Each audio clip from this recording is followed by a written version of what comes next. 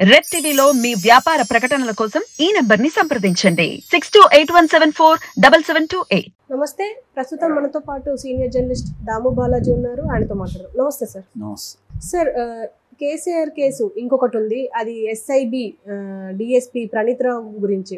And ఆయన ఏం చేశారంటే ట్యాపింగ్, ఫోన్ ట్యాపింగ్, అలాగే కొన్ని ముఖ్యమైన డాక్యుమెంట్స్ కాలబెట్టారని చెప్పేసి రీసెంట్గా ఒక వార్త కూడా వచ్చింది.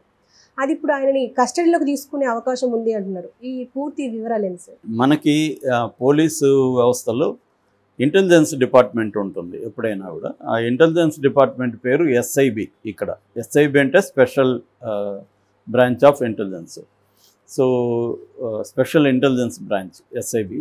ఇది క్రియేట్ చేసింది వ్యాస్ టైంలో క్రియేట్ చేశారు. ఆయన 2 ఇంపార్టెంట్ పోలీస్ డిపార్ట్మెంట్స్ క్రియేట్ చేశారు. స్పెషల్ డిపార్ట్మెంట్స్ ఇవి 2 కూడా. ఒకటేమో ఎస్ఐబి స్పెషల్ ఇంటెలిజెన్స్ బ్యూరో, రెండోదేమో గ్రేహౌండ్స్ ఏమో గ్రౌండ్లో నక్సలైట్లకు వ్యతిరేకంగా పనిచేస్తుంది. ఎస్ఐబి కూడా బిగినింగ్లో నక్సలైట్లకు వ్యతిరేకంగానే అది ఏర్పడింది. ఆ తర్వాత నక్సలైట్ మూవ్మెంట్ పోయింది కాబట్టి ఇంకా వివిధ స్టేట్లో వివిధ అంశాల మీద ఇంటెలిజెన్స్ రిపోర్ట్ని గవర్నమెంట్ ఎప్పటికప్పుడు సమీకరిస్తూ ఉంటుంది. తమ పథకాలకు సంబంధించి ఏమనుకుంటున్నారు కావచ్చు, తమ ప్రత్యర్థుల మీద నిఘా పెట్టడం కావచ్చు. ఇవి జనరల్గా గవర్నమెంట్స్ ఏం చేస్తుంటాయంటే తమ ప్రత్యర్థులు ఎవరైతే ఉంటారో అపోజిషన్ పార్టీస్ వాళ్ళ లీడర్స్ మీద నిఘా పెడతారు. ఈ నిఘాలో ఇప్పుడు ఏమైందంటే ఫోన్ ట్యాపింగ్ అనేది ఈజీ అయిపోయింది. ఇంతకు మామూలుగానే మనమే నేను నీ ఫోన్ ట్యాప్ చేయాలనుకుంటే 10,000 సంవత్సరానికి కట్టేసి ఆ ఫోన్ ట్యాప్కి చేసే ఒక యాప్లో నేను రిజిస్టర్ అయితే ఆ తర్వాత నీ ఫోన్ తీసుకొని నీ ఫోన్లో నేను ఇన్స్టాల్ చేయాల్సి ఉంటుంది. ఆ యాప్ ఇన్స్టాల్ చేస్తే అది హిడెన్ మోడ్లో ఉంటుంది. నీకు తెలియదు, నీ ఫోన్లో ఉన్నట్టు కూడా నీకు తెలియదు. దాని తర్వాత నుంచి నా ఫోన్లో కానీ నా ల్యాప్టాప్లో కానీ వాళ్ళ సైట్లోకి వెళ్తే నాకు డాష్ బోర్డ్ ఇచ్చేస్తారు సపరేట్గా.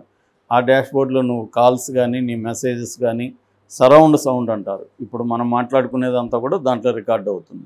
అట్లాగే రిమోట్లో ఆ డాష్ బోర్డ్ నుంచే నేను ఫోటోలు తీయాలనుకున్నప్పుడు నీ సెల్ ఫోన్ నుంచి ఫోటోలు తీయచ్చు, నీకు తెలియకుండా వీడియో తీయచ్చు, రికార్డ్ చేయమంటే రికార్డ్ చేస్తుంది.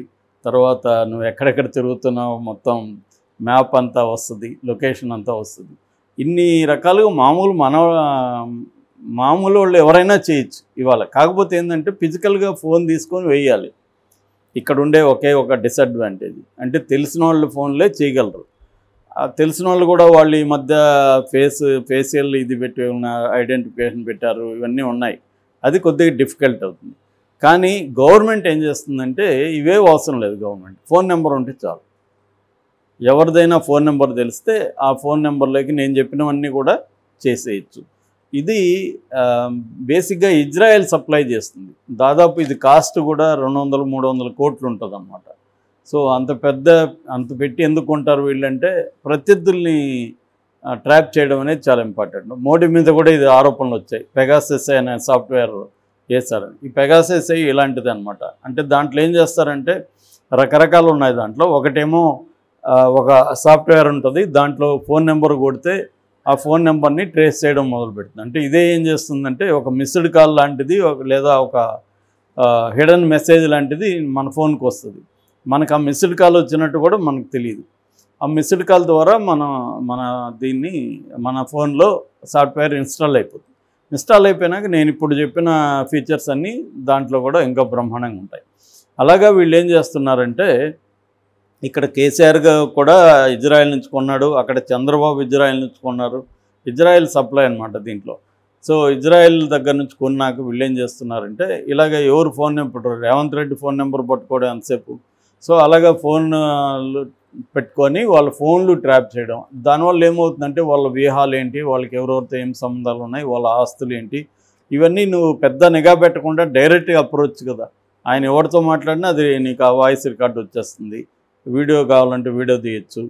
అట్లాగే ఫోన్లు మెసేజ్లు మొత్తం ఇంకా ఫోన్ ఉపయోగించి ఏం చేసినా వచ్చేస్తుంది. సో ఈ టెక్నాలజీ ఉపయోగించి కేసీఆర్ ఉన్నప్పుడు ఈ ఎస్ఐబి వాళ్ళు రేవంత్ రెడ్డి మీద, ఇంకొందరు కాంగ్రెస్ ప్రముఖుల మీద, బీజేపీ వాళ్ళ మీద నిఘా పెట్టారనేది ఆరోపణ. ఇది గతంలో రేవంత్ రెడ్డి అధికారంలోకి రాకముందు నుంచి కూడా కాంగ్రెస్ నాయకులు రేవంత్ రెడ్డి ఆరోపిస్తున్నారు. ఇట్లా చేస్తున్నారు, మా మేము అధికారంలోకి వస్తే దీని మీద విచారణ జరిపిస్తామని కూడా వాళ్ళు అంటున్నారు. ఇప్పుడు కూడా తెలుగుదేశం వాళ్ళు కూడా అక్కడ జగన్కి సంబంధించి ఇదే అంటున్నారు. అక్కడ ఎస్ఐబి వాళ్ళు కూడా భయపడుతున్నారని ఈరోజు కూడా వార్త వచ్చింది, ఎక్కడ రేపు కొంప మునిగుతుందో అని. సో ఎందుకంటే వీళ్ళేమో అధికారంలో ఉన్నప్పుడు సీఎం చెప్తే ఎస్ఐబి అనేది చేయక తప్పదు, చేసిన తర్వాత ఇప్పుడేమో అది ఇల్లీగల్ అవుతుంది. ఫోన్ ట్యాపింగ్ అనేది మన దేశంలో illegal, unless home department permission తీసుకొని చేయాలి, లేకపోతే ఇల్లీగల్ అది. అంటే ఎవరి మీద చేయొచ్చు అంటే టెర్రరిస్టుల మీద కావచ్చు, నక్సలైట్ నాయకుల మీద కావచ్చు, ఏదేమైనా దేశ భద్రతకు, ఇంటెగ్రిటీకి, సెక్యూరిటీకి ముప్పు ఈ వ్యక్తుల వల్ల అనుకుంటే అది పర్మిషన్ తీసుకొని ఆ వ్యక్తులు ఫోన్ ట్యాపింగ్ చేయాలి. కానీ జనరల్గా ఎవరు కూడా పర్మిషన్ తీసుకోరు. నచ్చిన వాళ్ళ ఇది ఈ మధ్య ప్రైవేట్ వ్యక్తులు కూడా పోలీసులను పట్టుకొని చేయించుకుంటున్నారు ఇట్లా ఫోన్ ట్యాపింగ్. ఎందుకంటే ఫోన్ ట్యాపింగ్ అనేది ఈజీ అయిపోయింది, నేను ఇందాక చెప్పినట్టుగా టెక్నాలజీ ఈజీ అయిపోయింది కాబట్టి. యాక్చువల్గా ఏ రకమైన ఫోన్ ట్యాపింగ్ అయినా నేరం లీగల్గా, ఇప్పుడు నేను చెప్పిన పద్ధతిలో కూడా నేరం. అందుకని వాడు ఏం చేస్తున్నాడంటే చైల్డ్ మానిటర్ని పెట్టుకుంటున్నాడు. అంటే మేము చైల్డ్ మానిటర్ అనేది చల్తా హై, మన చైల్డే కాబట్టి మనం చైల్డ్ని మానిటర్ చేయొచ్చు. అందుకని ఆరోపణలో తనకి ఇబ్బంది లేకుండా నేను చెప్పిన ఈ స్పై యాప్స్ అనేవి మేము చైల్డ్ మానిటరింగ్ చేస్తున్నాము, లీగల్గా మీరు జాగ్రత్తగా ఉండండి అని మనకే అప్పగిచ్చేస్తున్నాయి బాధ్యతని. సో అలాగా ఇప్పుడు ఈ ప్రణీత్ అనే ఆయన దీంట్లో ఇరుక్కున్నాడు. ప్రణీత్ రావు ఆయన డిఎస్పి ఎస్ఐబిలో తనకు అప్పగించారు ఈ ఫోన్ ట్యాపింగ్ బాధ్యతల్ని కేసీఆర్ ఉన్నప్పుడు. సో ఈయన ఏం చేశాడంటే డిసెంబర్ 4న అంటే ఎలక్షన్లో జరిగిన తర్వాత ఈ హెచ్డి అంటే హార్డ్ డిస్క్లు ఉంటాయి కదా, ఈ హార్డ్ డిస్క్లో ఈ నేను చెప్పిన ఇప్పుడు డేటా అంతా పెట్టాలి కదా, ఆ డేటా అంతా హార్డ్ డిస్క్లో 42 హార్డ్ డిస్క్లో పెట్టారు. అక్కడ లాగర్ రూమ్ ఉంటుంది, ఆ లాగర్ రూమ్లో ఇవన్నీ ఉంటాయి. ఆ 42 వీటిని ఈయన ఇంటికి తీసుకెళ్ళిపోయి వాటిని ధ్వంసం చేశాడు. మరి తగలబెట్టాడా, వాటిని ఏం చేశాడో తెలియదు. ఎందుకంటే ఫిజికల్గా అవి దొరికితే డేటాని డిలీట్ చేసినా మళ్ళీ రిట్రీవ్ చేయొచ్చు, కాబట్టి కంప్లీట్గా వాటిని ధ్వంసం చేసినాడని చెప్తున్నారు. అట్లాగే 1610 పేజీల ఈ మొత్తం ఈ లిస్టు ఏమేమి ఉంది అవన్నీ కూడా ఆయన టైప్ చేస్తారు. సో ఇదంతా కూడా ఆయన తగలబెట్టేస్తాడు ఇంటికి తీసుకెళ్ళి అనేది ఆరోపణ అనమాట. దీని మీద అడిషనల్ ఎస్పీ డి రమేష్ ఎస్ఐబిలోనూ అడిషనల్ ఎస్పీ రిపోర్ట్ ఇచ్చాడు. దీని మీద ఇప్పటి వరకు వీళ్ళు విచారణ జరిపి ఇతన్ని నిన్న రాజన్న సిరిసిల్ల జిల్లా కేంద్రం సిరిసిల్లలో అరెస్ట్ చేశారు. నైట్ వాళ్ళ ఇంటి దగ్గరే.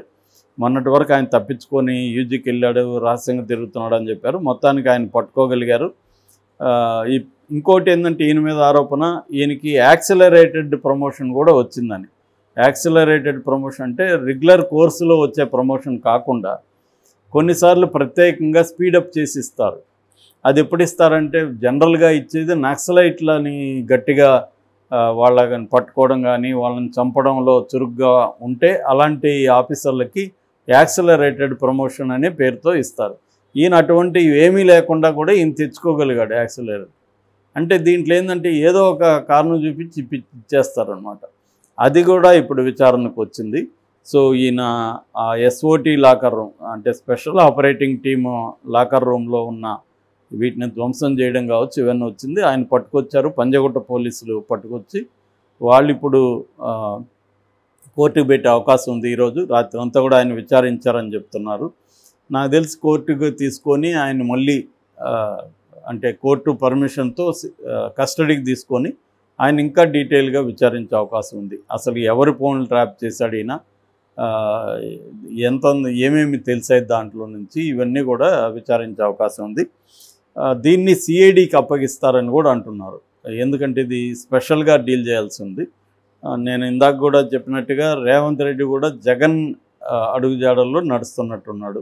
కేసీఆర్ సంబంధించిన అనేక కుంభకోణాలను బయటికి తీసి కేసీఆర్ మీద వరుసగా కేసులు పెట్టుకుంటూ పోయే, అంటే ఒక దాంట్లో బెయిల్ వస్తే ఇంకొక కేసు, ఒక దాంట్లో బెయిల్ వస్తే ఇంకొకటి, ఇది గ్రౌండ్ ప్రిపరేషన్ అనేది జరుగుతుంది. జగన్ కూడా అలా చేసుకుంటూ వచ్చి ఎలక్షన్ ముందు అరెస్ట్ చేశాడు. మేబీ రేవంత్ రెడ్డి దాని నుంచి గుణపాఠం తీసుకొని చాలా ఇప్పుడే నుంచే అరెస్ట్ చేసి లోపలేసేస్తే బీఆర్ఎస్ బలహీనపడిపోతుంది అనేది రేవంత్ రెడ్డికి ఉన్న అండర్స్టాండింగ్ అని అనుకోవచ్చు. సో ఆ రకంగా ఇప్పుడు ప్రణీత్ రావుని అరెస్ట్ చేయడం వల్ల నెక్స్ట్ అది కేసీఆర్. ఎందుకంటే ఈయనకి ఎవరు చెప్పారు? కేసీఆర్ చెప్పాడా, కేటీఆర్ చెప్పారా? రావాలి కదా బయటికి. సో అది వచ్చినప్పుడు ఇంక వాళ్ళ మీద కేసు పెడతారు. Okay sir, thank you.